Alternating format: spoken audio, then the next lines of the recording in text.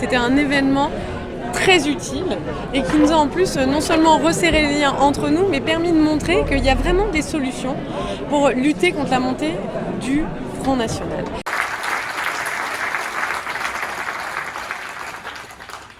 Mon premier message, c'est de remercier toutes les personnes qui sont aujourd'hui présentes, qui se sentent profondément républicains, profondément démocrates et profondément défenseurs du vivre ensemble.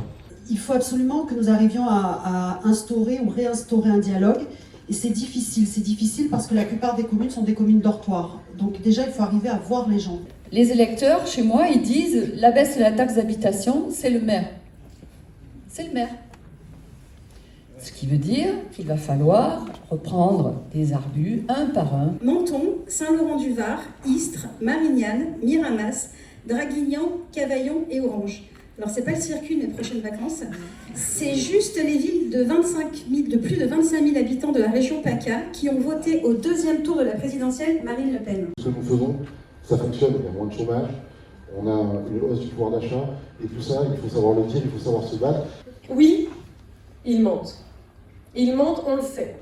Non seulement ils mentent, mais en plus, ils ont des outils pour accélérer ce mensonge-là, pour lui donner de l'ampleur et pour lui donner aussi le visage de la vérité. L'écologie hors sol, c'est l'écologie du cynisme. C'est l'écologie qui vous dit, moi, pour reprendre les propos d'une ministre du gouvernement précédent, c'est l'écologie qui dit en 2025, on sera à 50% de nucléaire dans le mix énergétique français. C'est tellement facile à faire que je ne commence pas à le travailler. Je fixe un objectif qui est suffisamment proche pour que j'en ai tous les bénéfices politiques et suffisamment loin pour que je ne sois plus aux affaires au moment où il faut rendre des comptes. C'est ça l'écologie hors sol, c'est ça l'écologie du mensonge. Et c'est là-dessus que se prospère le Front National.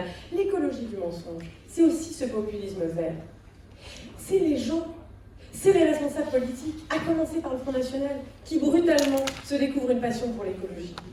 Parce que ce qu'ils veulent, c'est pas changer la réalité des choses, c'est simplement utiliser l'écologie comme un argument de plus pour aller détruire le système. Nous, ce n'est pas de cette écologie-là dont nous voulons, bien au contraire. Alors nous devons inlassablement tendre la main. La tendre pour aller écouter, la tendre pour recevoir la colère, oui, mais aussi la tendre pour construire ensemble. Construire ensemble, c'est ce que nous devons continuer à faire en disant la vérité, en expliquant et jamais en nous désespérant. Parce que le projet que nous portons, il est bien plus large et il vient bien au-delà que simplement réparer le passé. Il va au-delà, il veut faire en sorte que nous soyons un pays à nouveau uni. Merci.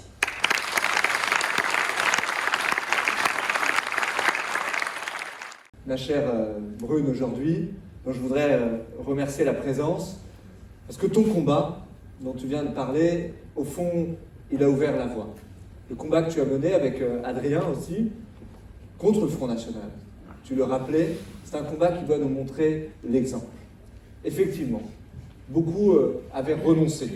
Beaucoup te disaient que ça n'était pas possible de mener ce combat et d'aller à la victoire. Beaucoup te disaient que la victoire était au fond impossible. Mais parce que nous sommes un mouvement progressiste. Et un mouvement progressiste, c'est un mouvement qui se bat contre le renoncement. Parce que tu portais ce visage du progressisme. Tu n'as pas renoncé. Et tu t'es battu.